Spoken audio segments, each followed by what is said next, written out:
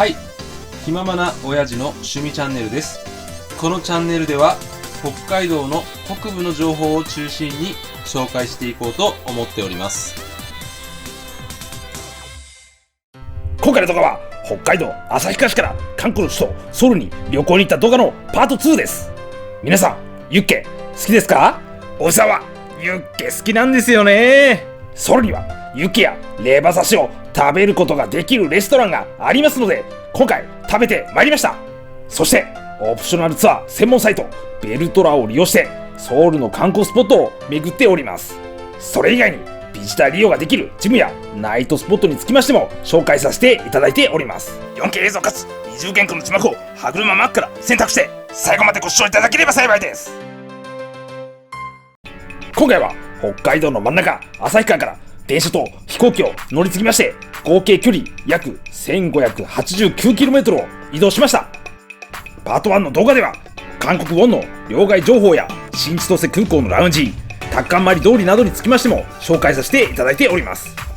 私は過去に海外旅行の動画を作成しております。タイの首都バンコクやベトナムの首都ハノイ、ベトナム最大の都市ホーチミン、マレーシアの首都クアラルンプール、日本から一番近いアメリカのグアム、オーストラリアの大都市メルボルンを旅行した動画も作成しております。これらの動画を見ていただければ旅行に行った気分になれるかと思いますので、ぜひこちらの動画もご覧いただければと思います。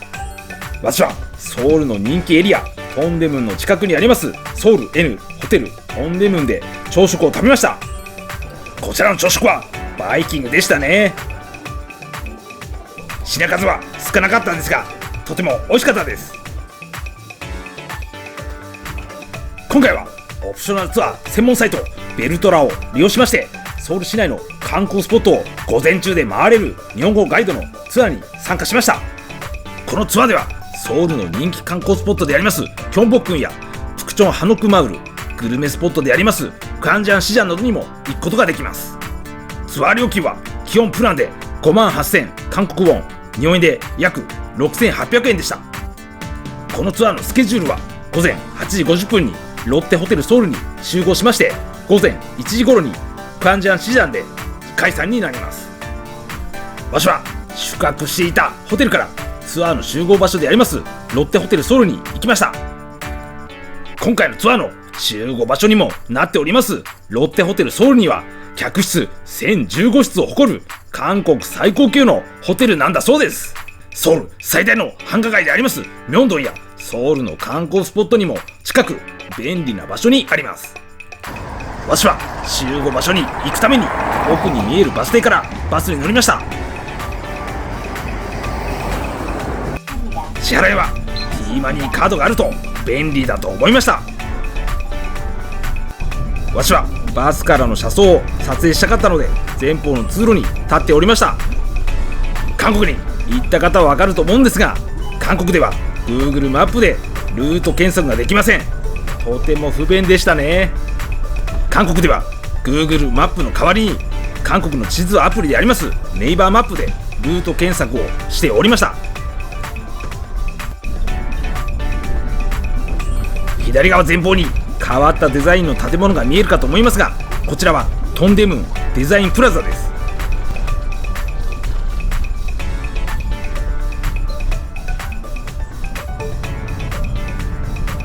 しばらくバスに乗ってこの交差点を左折しましたらロッテホテルソウル最寄りのバス停に到着することができました。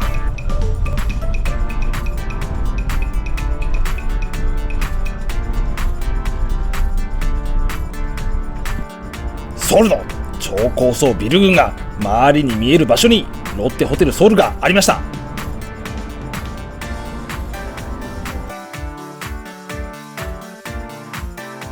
集合場所にはすでにツアーの参加者が集まっておりました。私はロッテホテルソウルからツアーの参加者と一緒にバスに乗りました。ロッテホテルソウルを出発しまして、オプショナルツアーで最初に訪れた場所はキョンボックンです。キョンボックンは韓国ソウルを代表する観光スポットです。朝鮮王朝時代に建築された王宮の中で最大規模の宮殿だそうです。1395年に創建され、その後焼失などを経て復元工事が進んでおります。スムン軍の交代を再現した儀式は1日1回約20分間開催されるそうです。入場料は大人3000韓国ウォン、日本円で約350円です。こちらがチケット売り場ですね。奥に見える門はクァンファムンです。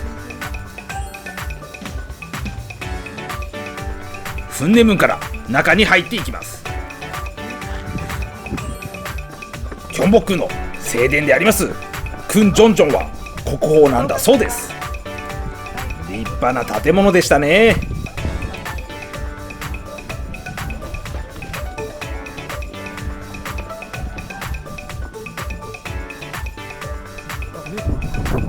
スム軍の交代を再現した儀式も見ることができましたが、迫力がありました。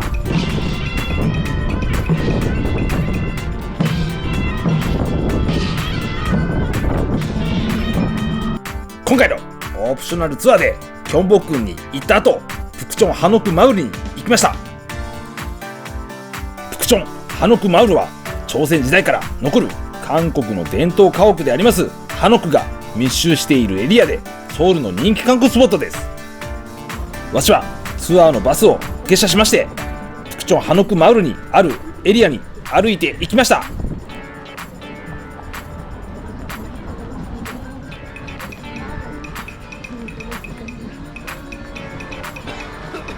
こちらが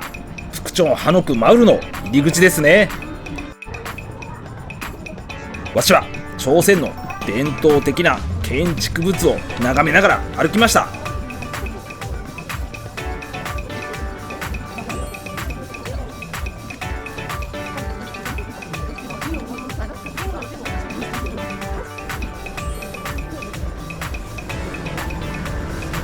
普通に住人らしき方が掃除しておりました。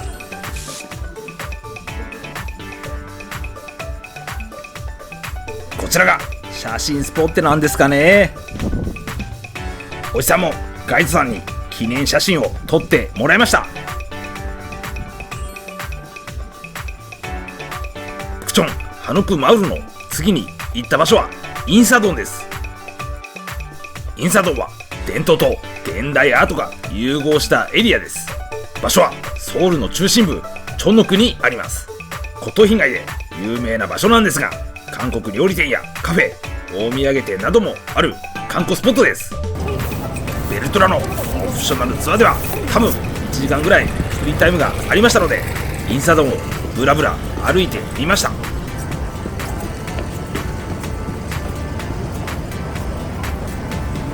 ちらに見えるお店は宝石店ですかね。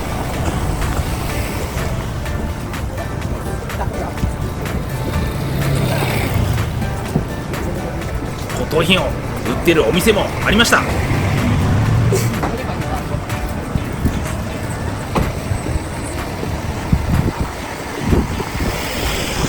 このお店はストールの専門店でしょうかね。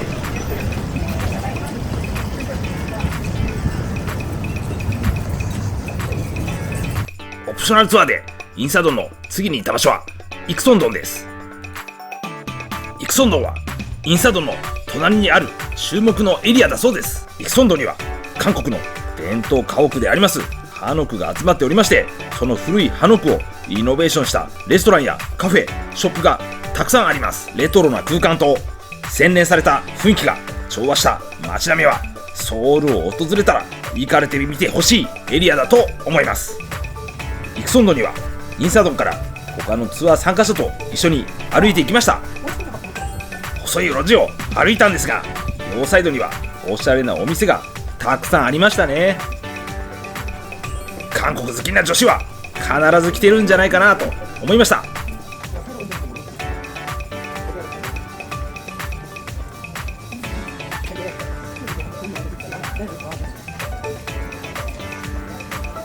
イクソンドンにあります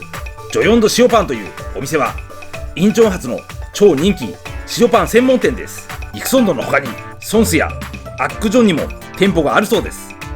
こちらのメニューは塩パンのみで値段が4個セットで12,000韓国ウォン、日本円で約1400円でした。私が訪れた時はそこまで並んではいなかったんですが、かなり並ばないと買えない場合もあるそうです。私は4個も食べれませんでしたので、他のツアーの参加者に1個いただきまして食べさせていただきました。ありがとうございます。塩味とバターが絶妙で美味しかったです。イクソンドンに行った後、クアンジャンシジャンに行きました。クアンジャンシジャンは100年の伝統がありますソウルで大人気の市場です。こちらでは屋台がたくさんあって、美味しいチヂミやビビンバなどを食べることができます。またすぐ近くにはユッケ通りもあるんです。ベルトラのオプショナルツアーではクアンジャンシジャンを案内した後、解散になりました。屋台がたくさんあってお客さんで賑わっておりましたね。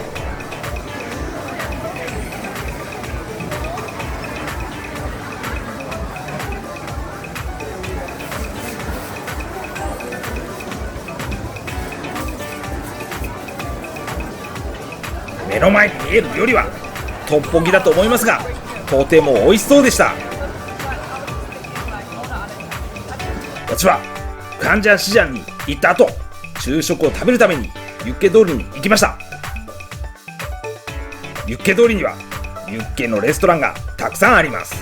場所はクアンジャンシジャンにあり、ユッケやレバ刺しを食べることができるレストランがたくさんあるんです。実際におじさんがユッケ通りを歩いてみました。お店の前にあるショーケースにもユッケやレバ刺しがありましたね。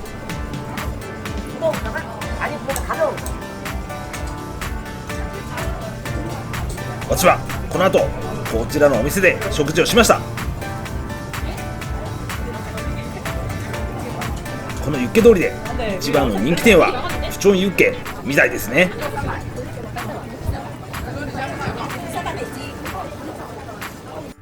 私がユッケ通りで食事をしましたユッケチャメチというレストランは1974年に最初にカンジャンシジャンにユッケ専門店をオープンさせました。その後ユッケ専門店が増えてユッケ通りが形成されたきっかけを作った人気店なんだそうです。店内は満席でしたね。日本人観光客も見かけました。メニューはタッチパネルで注文するスタイルでした。私はユッケ丼とレバ刺しと千枚刺しのハーフサイズを注文しました。ユッケ丼は脂身が少ないお肉でしたのであっさりめの味でしたが美味しかったです。レバ刺しは久しぶりに味わった味でごま油が合いますね。本当に美味しかったです。千枚刺しはコリコリしていて美味しかったですね。私はユッケ通りで昼食を食べた後、韓国ウォンがなくなってしまいましたのでトンデムンにあります両替所に行きました。トンデムンには両替所が他にもありましたが、こちらの両替所のレートが良かったです。私が旅行しました2023年11月の両替レートは1万円で約86,500韓国ウォンに両替することができました。インチョウ空港や新千歳空港よりも両替レートが良かったです。私は両替した後、近くにありましたスパレックストンデムンに行きました。こちらはトンデムンにあります24時間営業のチムジルバンです。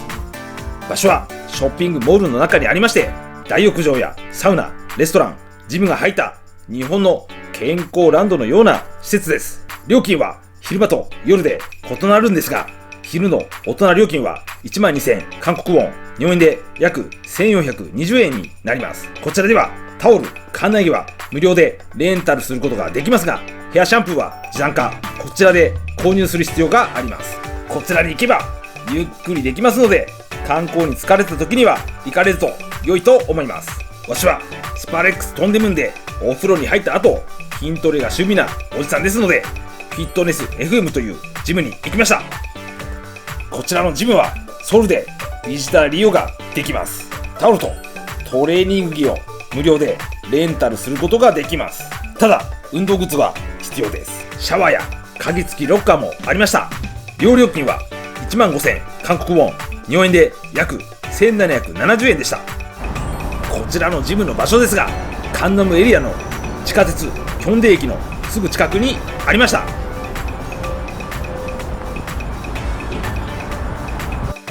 ジムの中はすごく綺麗で清潔でしたね。トレッドミルで走っている方もおりました。フリーウェイトも充実しておりました。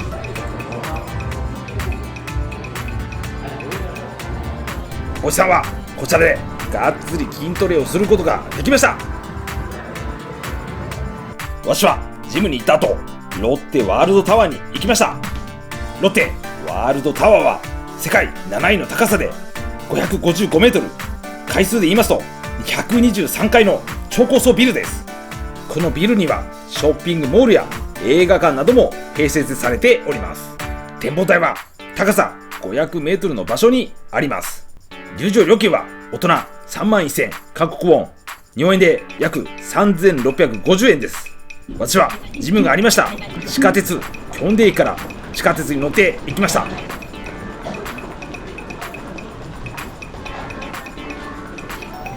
地下通路を歩いていきますと、ロッテワールドモールがありました。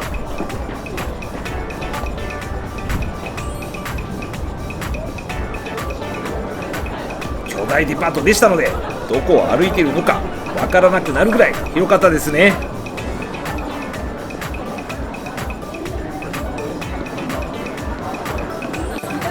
私は展望台に行こうと思いましたが、ものすごい行列になっていました。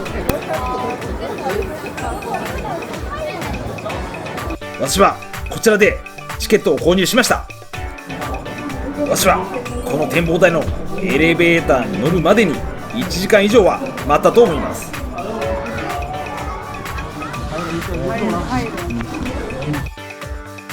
エレベーターに現在の高さと階数が表示されておりましたので、撮影させていただきました。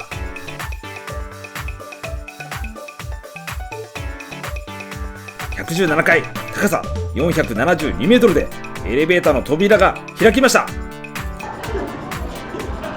私はスカイテラスと呼ばれる外に出れる場所に行こうと歩きました。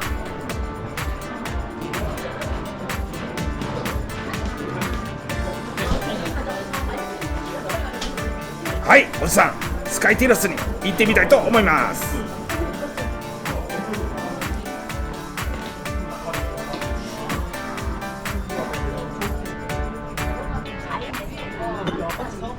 こちらの展望台からはソウルのシンボル的な川でありますハンガンの奥にソウルの中心部が見えました。手前には高層マンションが立ち並んでいるのが見えました。ロッテワールドタワーに行った後、夕食を食べるためにムギョドンプゴグッチに行きました。ムギョドンプゴグッチはプゴクという干しダラのスープの専門店で1968年に創業しております人気店です。午前7時から営業しておりますので、朝食で食べる方も多いようです。このお店の場所はロッテホテルソウルからも近いエリアで、オフィスビルが周りにたくさんありました。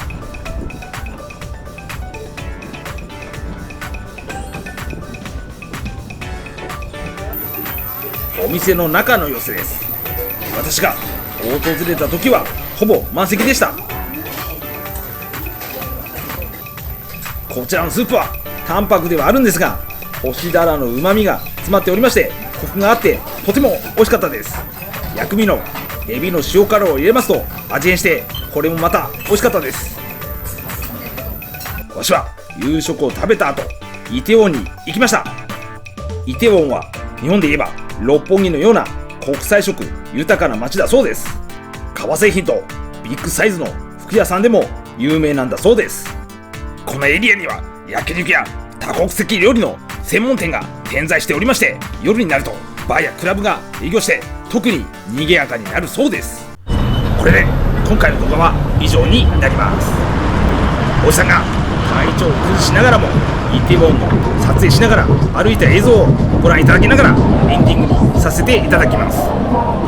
今回の動画では午前中はソウル市内の観光スポットをオプショナルツアー専門サイトのエルトラを利用しまして、ソウル市内観光ツアーの内容について紹介させていただきました。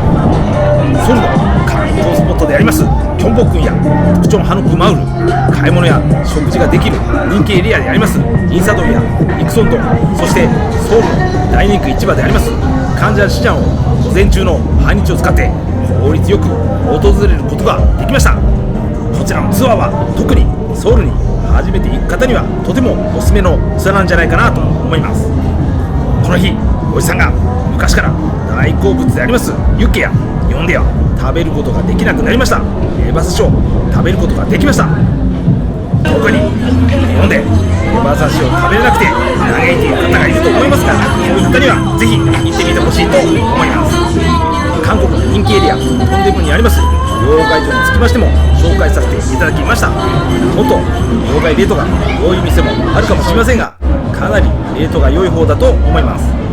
あまりネットで情報が少なかったソウルで石田利用ができるジムも紹介させていただきました。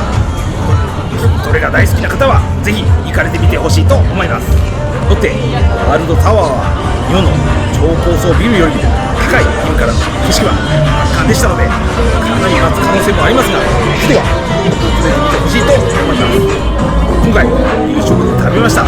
吉田のスープは個人的に今回のソウルの料理の中でまた食べたいと思えるくらい美味しかったです。そしてイテウォンにおじさん初めて行きましたが、日本の六本木と言われるくらいおしゃれなバーなどが立ち並んでおりました。ここ作成予定のパート3の動画ではインチョン空港にありますラウンジなどにつきましても紹介したいと思っております。もし作成された際にはそちらの動画もぜひご覧いただければと思います。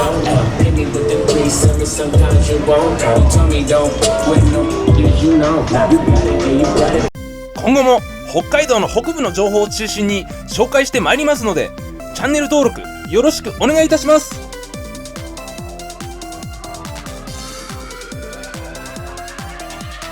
おじさん、風邪ひかなかったらイテウォンのクラブで踊りたかったな。